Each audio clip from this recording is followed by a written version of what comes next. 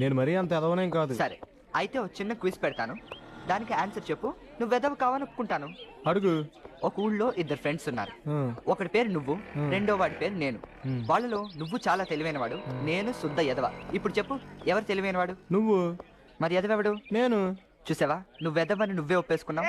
ఇదిగో బా, ఏంటి అత్తయ్య కాలేజీకి వస్తుందంట. నువ్వు అక్కడ ఎప్పుడు ఏదో రకంగా ఇరికించాలని చూస్తాను. దేవలారు లేరు ఇక్కడ కదా జలస్. సారీ బా, క్యారీ ఆన్. దాన్ని చూసి కాలేజీలో చాలా మంది ఎడుతున్నారు తెలుసా, కాకపోతే మనం అలాంటి ఏం పట్టించు. అమ్మా అమ్మా నువ్వు చేసి పని గిదారా నీ అయ్యేమో పేటకు చోకు నీకు చదువుకోరాని పంపిస్తే నువ్వు చేసే పని ఏముంటుంది? సినిమాకి వెళ్దామని ఒకటే గొడవ అండి, నేను కుదరలేదు, అందుకే కొంచెం కోపం. సినిమాకే అలాంటి అమ్మాయి అడగాలి కానీ నేనైతే శ్మశానానికైనా వెళ్ళిపోతాను.